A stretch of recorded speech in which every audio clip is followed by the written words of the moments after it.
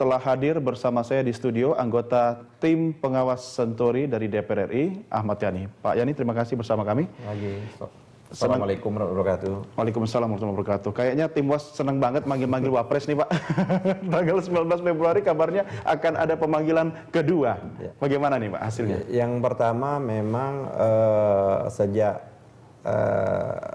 paripurna kemarin memutuskan melanjutkan kerja tim WAS, maka tim WAS kan membuat jadwal schedule kerjanya tim WAS. Schedule baru ya Pak ya? Schedule baru. Nah memang kemarin saya terlambat hadir karena saya masih di Komisi 3, saya hadir ke sana, rapat sudah diputuskan. Ya karena rapat sudah diputuskan dan sudah diambil keputusan, dan tentunya kita harus hargai keputusan dan harus taat pada keputusan tersebut.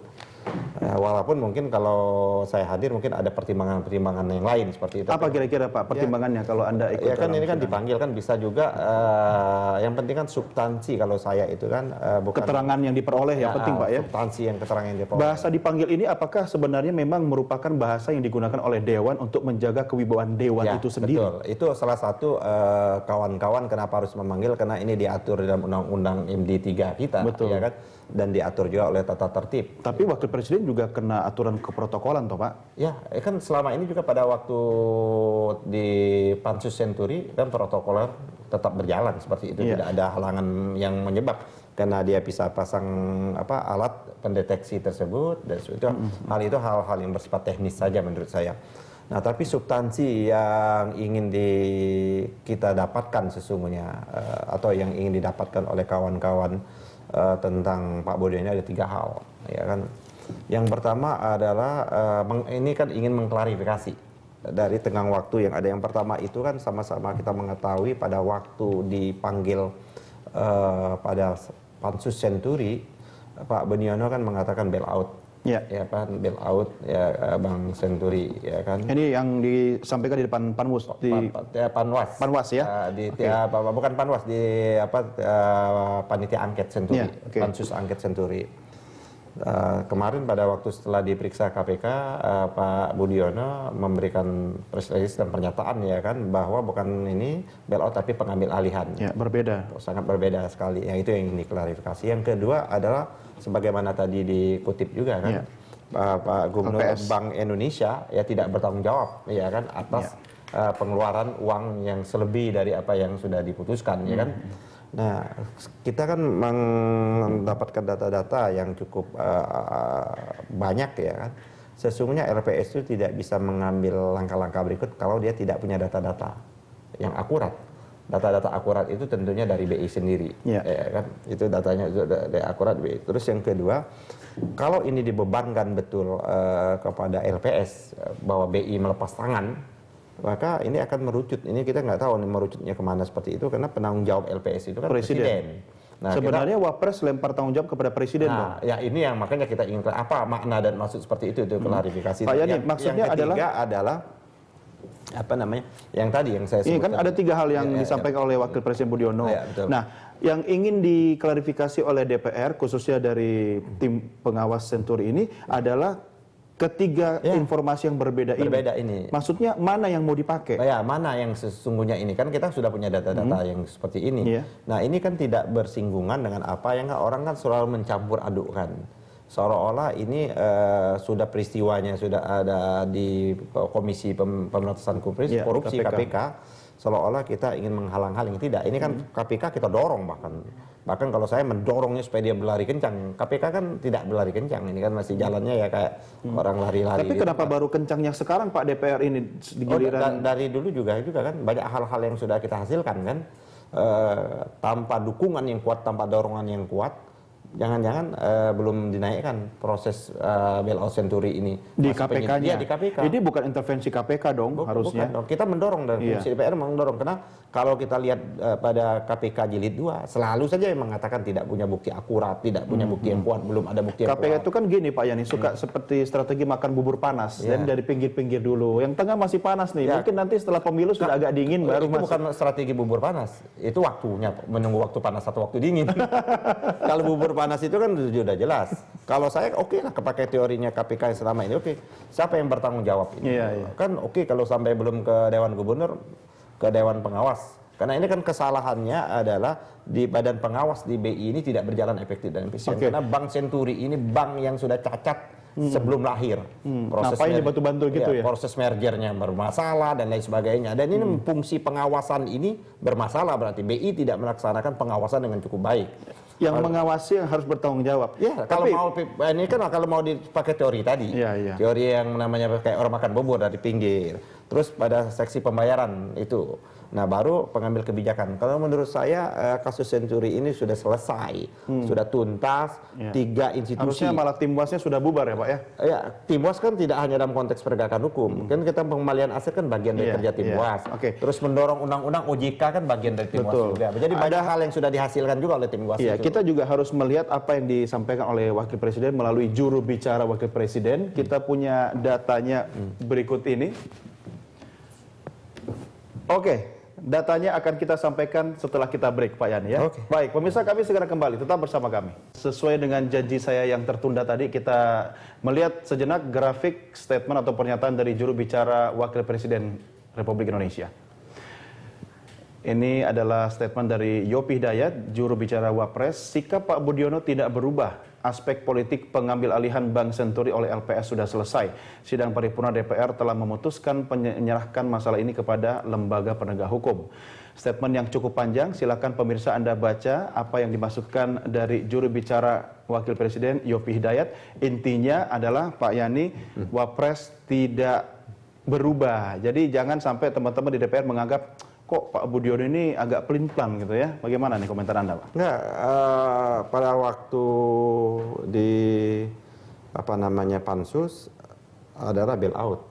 Ya, itu yang pertama. Bail out kan, bail out dan proposalnya juga seperti itu. Ya kan kalau kita lihat ada seperti tapi kan pada pernyataan kemarin pengambil alian kan. Ya.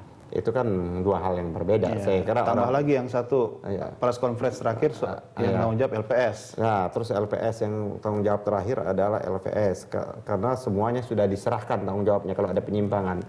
Betul, yang itu ada namanya penyimpangan dalam hal-hal yang pelaksanaan, ada penyimpangan dalam konteks ada memberikan pijakan dasar seperti itu. Bank Senturi ini kan tidak bisa dia mendapatkan yang namanya kucuran dana tanpa ada keputusan yang namanya Dewan Gubernur Bank Indonesia. Apa keputusannya itu? Duanya itu ada pemberian EPJP dan bailout Bank Senturi sendiri. Ada menyatakan Bank Senturi berdampak sistemik. 3 institusi negara menyatakan ini problem. 3 institusi negara menyatakan hal ini ada pertentangan hukum. Satu adalah BPK, kedua DPR, yang ketiga KPK. KPK sendiri sudah menyatakan bahwa jelas bahwa ini ada penyalahgunaan kewenangan dalam rangka pemberian fasilitas pinjaman jangka pendek, dalam rangka pemberian menetapkan Bank Senturi gagal berdampak sistemik. Nah, cuman KPK baru menentukan 2 orang tersangka. Sebagai seorang gubernur Bank Indonesia yang bersangkutan pada saat itu Pak Budiono tentunya mengetahui kan. Nah, mengetahui ini apakah serta-merta memang harus langsung bertanggung jawab? Kalau saya tidak hanya Pak Budiono. Kalau hanya dibebankan kepada Pak Budiono atau Budi Mulya menjadi tidak adil. Keputusan itu semua diputuskan dalam rapat Dewan Gubernur. Kan itu diputuskan keputusan rapat Dewan Gubernur. Itu kan putusan yang sangat juga ajaib. Itu EPJP itu hanya dalam waktu 1 hari. Ya, dan kan, semuanya kompak. Bukan hanya dari 1 hari, 5 jam sekian itu, ya kan? Ya kan? Nah, baru berikutnya adalah pemberian PMS itu sendiri atau menyatakan Bank Senturi gagal berdampak itu. Dan tinggal yang kita dorong ini kalau tadi kan kalau kita lihat dari pernyataannya juru bicara itu, kenapa ini cawi-cawi lagi lah kasarnya itu kan? Di PR kok cawi-cawi lagi? Pertanyaan saya 2 Pak Yani, artinya kalau memang Wakil Presiden konsisten dengan sikapnya, harusnya tidak ada 3 pernyataan berbeda. Nah, itu yang akan dimintai keterangan oleh DPR. Itu yang ingin bukan diminta keterangan, diklarifikasi. Yang mana yang mau dipakai? Yang mana, ya. Oke, tapi dan kita kan punya dokumen-dokumen. Ya, punya dokumen-dokumen. Nah, oleh karena itu dari dokumen-dokumen itu yang kita bisa konfrontasi kan dokumen-dokumen yang ada. DPR tidak berniat untuk mengkonfrontir Wakil Presiden Budiono terkait dengan 3 pernyataan yang berbeda ini untuk menjebak Wakil Presiden. Enggak dong. Kita kan bukan DPR, bukan lembaga jebak-menjebak kan. Artinya mungkin saja Wakil Presiden salah dalam memberikan keterangan sehingga ada substansi yang bertolak belakang dengan kebenaran menurut DPR. Bisa saja seperti itu. Makanya kita kan perlu yang namanya mengklarifikasi itu. Itu yang membuat DPR yakin sekali Pak, tim was kita khususnya. Ada sesuatu yang nggak benar dan memang di sini keterlibatan. Dan kalau kita kan kalau masalah keterlibatan saya kan sudah kemukakan tidak hanya Pak Budiono, menurut saya seluruh Dewan Gubernur harus diminta pertanggungjawaban. Saya menyatakan juga kalau hanya dibebankan pertanggungjawaban itu pada Budi Mulya, kita menzolimi Budi Mulya. Karena Budi Mulya tidak punya kapasitas sebagai personal ya kan, untuk memutuskan EPJP dan bailout itu. Dia tidak punya kapasitas kok. Menzolimi kalau cuma dia yang bertanggung jawab. Iya dong. Tapi kalau dia dan teman-teman yang lain bertanggung jawab, itu keadilan namanya, Pak. Keadilan dong. Pak Yani, ini kan kita jangan mengulangi lagi peristiwa KLBI, BLBI. Ada orang yang masuk penjara, ada orang yang tidak masuk penjara. Ya kan itu juga ada putusan Mahkamah Agung dong. Wah, ini kayaknya banyak sekali kasus yang numpuk-numpuk nih, Pak. Tapi kan Timas Senturi, Pak, bukan Timas yang lain. Pak Yani, ini yang bisa menjawab ini adalah Pak Budiono sendiri. Artinya yang dibutuhkan adalah jawaban klarifikasi dari Pak Budiono mengenai teknis pemanggilan atau pemintaan. Ada dua hal saya kira. Kalau saya kan yang penting kan substansi ya kan. Iya. Tapi kan ini sudah diputuskan ya, saya kira kita panggil, kita lihat reaksinya. Reaksi berikutnya kan. Ya, tapi kolega Anda Pak Bambang Susatyo kayaknya getol sekali untuk paksa hadirkan ke sini. Kalau ketiga nggak datang, itu kan seret gitu. Ada mekanismenya, tidak seperti seret menyeret lah ya kan. Masa seret menyeret lah, agak serem betul bahasanya. Ya, wakil presiden kita juga kan wakil presiden itu kan juga pejabat negara, Pak, yang harus dijaga wibawanya, harkat wibawanya. Bahwa kita wajib siapapun di negeri ini, menurut saya adalah menjaga kewibawaan institusi-institusi negara. Betul. Siapapun dia lah gitu kan. Andai pun dia bersalah, tetap kita harus hargai martabat dan harkatnya. Saya setuju itu. Jadi kosakata yang itu saya kira ya mungkin aksentuasi saja. Iya. Tapi kalau misalnya Pak Budiono dalam kapasitas sekarang sebagai wakil presiden berhalangan hadir pada panggilan kedua, apakah anggota DPR Timas merasa wibawanya direndahkan oleh? Tergantung. Nah, apa yang membuat adalah substansi, ya kan? Kan jawaban bisa diberikan lewat mungkin media yang lain, tidak harus tetap muka kan, Pak? Saya kira bisa. Saya setuju itu, ya kan? Bisa kita mengajukan pertanyaan, ya kan? Mengajukan korespondensi, ya kan? bertanya langsung, ya kan? Kepada seperti itu, terus silakan dia jawab. Nah, kalau jawabannya itu bahwa kita tidak puas, baru berikutnya. Kan bisa ada langkah-langkah, kan bisa DPR bisa mengambil langkah-langkah politik sesungguhnya, ya kan? Langkah-langkah politik kalau memang kita tidak puas dengan jawaban-jawaban kan bisa meningkatkan hak-hak kita yang lain dong. Kita kan punya hak yang namanya hak interpelasi lagi, hak kita hak bertanya, sampai hak menyatakan pendapat seperti itu. Kan daripada teman-teman di tim Senturi sibuk ngurusi Pak Budiono, kenapa tidak sibuk terjun ke masyarakat biar nanti pemilu berikutnya kalau itu kan sudah tanpa arus ini kan sudah menjadi kewajiban kita sejak kita mulai dilantik. Ini anggota DPR yang baik itu. Sejak dia mulai dilantik, maka dia harus wajib turun ke masyarakat. Ada fungsinya, fungsi representasi. Di samping kita ada tugas kita ada legislasi, anggaran dan pengawasan, tapi ada fungsi representasi itu. Kalau saya nggak kaget, biasa-biasa karena saya sudah mencicil pekerjaan itu. Kan sekarang jadi ini PR yang belum selesai nih, Pak, soal Senturi ceritanya. Ya, kalau ini juga selalu ditanyakan oleh konstituen di dapil saya di Palembang dan Sumsel. Selesai nggak, Pak, kira-kira di masa jabatan? Saya agak pesimis. Jadi saya agak pesimis dengan langkah yang dilakukan oleh KPK. Kan kita ada dua kan, ada proses penegakan hukumnya, aset recovery pun sampai sekarang kita belum. Itu kan tugas kita yang juga yang dibebankan kan bersama-sama pemerintah, bersama-sama Kejaksaan Agung, Kepolisian dan Menkumham untuk bagaimana aset recovery kita yang di luar tersebut, ya kan? Bagaimana hasil jarahan, termasuk yang di dalam juga. Jadi kan banyak hasil-hasil jarahan juga nih yang sudah dipindah tangan ke negara. Ada yang dipindah tangan, contohnya kayak lapangan golf itu kan jadi masalah juga. Yang di mana, Pak? Fatmawati. Yang sempat memanggil salah satu kandidat calon presiden juga kan. Waduh, ini makin panas ini, kata Pak Sultan Batugana, ngeri-ngeri sedap juga nih Pak Yani. Kita tunggu 19 Februari berarti Pak Yani ya. Kita lihat saja perkembangan berikutnya. Terima kasih Pak Yani. Yang penting saya kira bangsa ini jangan diberikan beban kepada pemerintah yang akan datang. Cukuplah kasus BLBI dan KLBI yang tidak pernah tuntas. Kalau orang saya lihat jangan kita menganggap bahwa ada kasus yang terbesar ini kasus Senturi besar.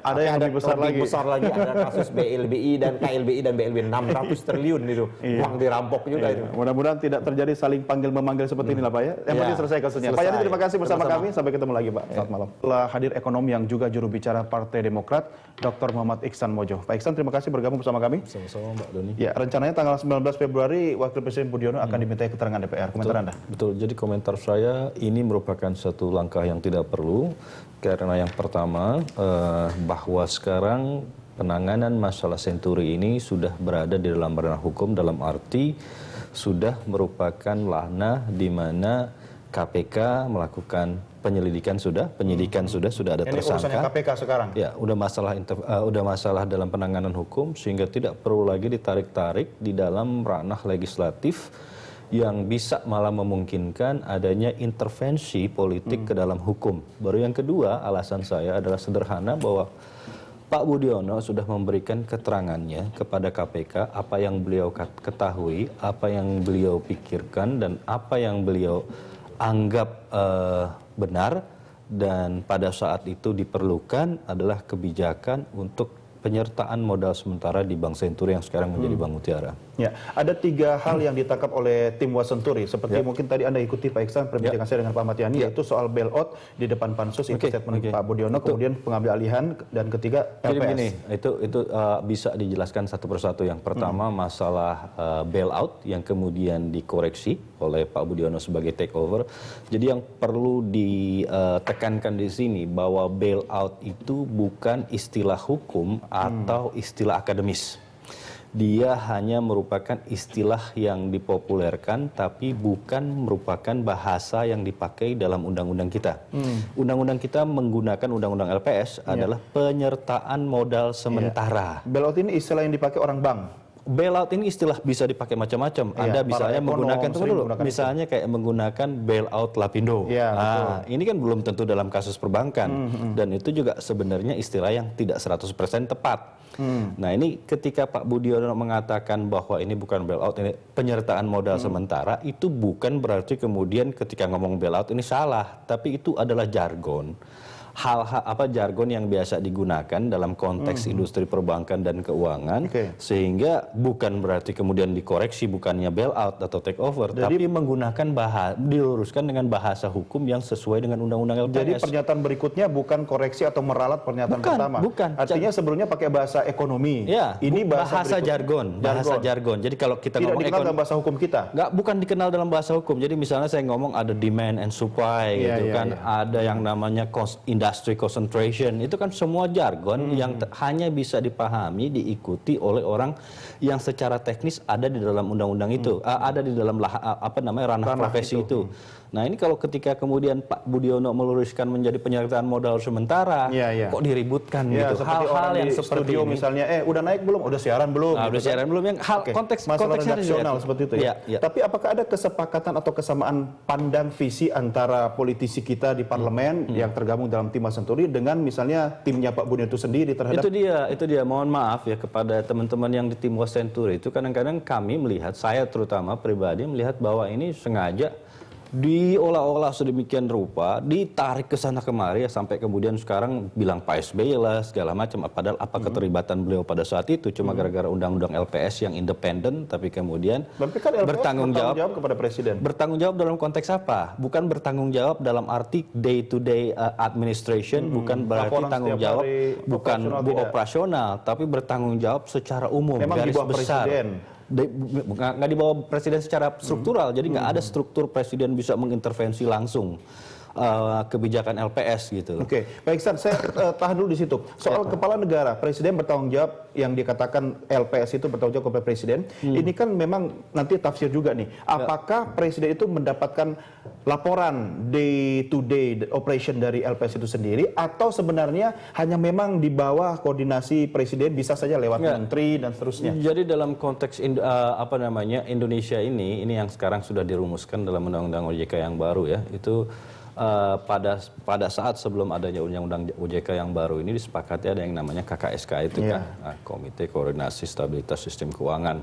Nah, ini di dalamnya ada Menteri Keuangan yang jelas-jelas bertanggung jawab dan melapor kepada Presiden. Sebagai pembantu presiden. Pembantu presiden. Ada Gubernur BI, ada tentu saja pihak LPS. Nah, dalam konteks KKSK ini atau FSK ini, Forum Stabilitas Sistem Keuangan inilah harus diartikan LPS bertanggung jawab kepada presiden, dalam arti ketika mereka masuk ke dalam forum yang sama ini ada pertanggungjawaban gitu.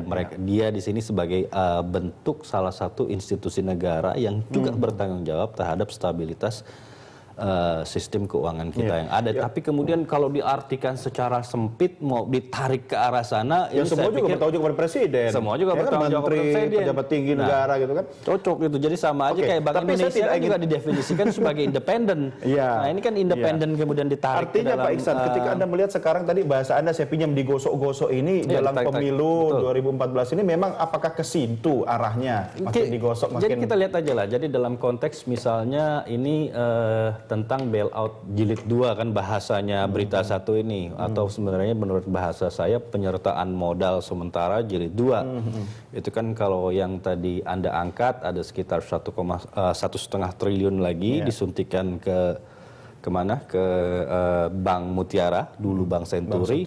Ini kan kalau kita perhatikan, kalau kita lihat kenapa perlu dilakukan bailout, kenapa perlu disuntikan dana lagi. Ini kan jelas ceritanya bahwa penyebab utama 84% menurut catatan saya di sini, kenapa yang namanya Bank Senturi atau Bank Mutiara kini ini perlu disuntik dana lagi, karena memang ada tunggakan kredit, ada yang namanya debitor daripada Bank Mutiara ini yang tidak melakukan pelunasan atau cicilan kewajibannya. Nah ini jelas kan ada 10 nasabah besar ini yang masing-masing menunggak mulai dari sekitar 35 miliaran sampai 155 miliar. Nah penyebabnya sederhana, kenapa disuntik jarak? Gagal berdampak sistemik. Bukan berdampak sistemik, ini cerita yang nomor 2. Ini kenapa yang namanya Bank Senturi itu perlu yang namanya suntikan dana 1,5 triliun. Tapi kalau kita ngomong sistemik, kita tarik lagi tahun 2008, ada penyebab lain. Pada saat itu suka tidak suka, diakui atau tidak, ada guncangan ekonomi dunia gitu. Ada yang namanya krisis subprime mortgage, dan alhamdulillah Indonesia kan bisa tidak terdampak. Nah, saya tidak akan lebih teknis ke soal itu. Ini harus teknis karena memang kalau mau dicari penyebabnya, ini kan yang coba digeser itu Mas, yang coba digeser-geser sama tim UAS ini Budiono yang salah, SBY yang salah bukan SBY, Budiono udah jelas, lihat aja neracanya, lihat aja lu 10 orang ini 10 nasabah ini kenapa nggak kepingin korek-korek? Ini orang-orangnya jelas, silahkan Anda baca. Itu yang tadi 10 orang ini jelas, nasabah ini jelas. Coba kenapa sampai sekarang nggak pernah dipanggil sama DPR? Ya untung nggak ada nama saya di sini. Nggak ada namanya. Cuma yang saya tanyakan kenapa DPR nggak mau panggil mereka gitu loh? Ini padahal laporannya juga udah masuk di polisi kepolisian. Nah ini kenapa nggak ditindaklanjuti? Yang diolah, yang dikejar Budiono aja. Yang dikejar, yang diolah Partai Demokrat. Yang dikejar, diolah SBY. Kenapa kayaknya ada agenda tertentu gitu? Silahkan Anda jawab. Kenapa? Padahal udah jelas 10 orang kepada Pak Ahmad Yani bahwa sebenarnya dengan pemanggilan kedua berikutnya tanggal 19 Februari itulah kesempatan sebenarnya Pak Budiono untuk melakukan klarifikasi. Bukan bisa dimanfaatkan bukan dong, klarifikasi. Buat apa lagi klarifikasi kalau udah jelas yang salah 10 nasabah besar ini? Kita akan lanjutkan di segmen berikutnya, Pak Iksan. Kenapa mesti kejar-kejar lagi Pak Budiono? Baik. Pemirsa, kami segera kembali. Tetap bersama kami. Saya masih bersama Dr. Iksan Mojo yang juga juru bicara Partai Demokrat. Anda kan harusnya melakukan upaya edukasi publik dong Pak Iksan ya kepada masyarakat, menjelaskan. Ada proses atau mekanisme edukasi publik itu harus dilakukan oleh yang pertama DPR dan yang kedua media gitu. Nah ini proses edukasi publik ini sebenarnya yang kita lakukan ya.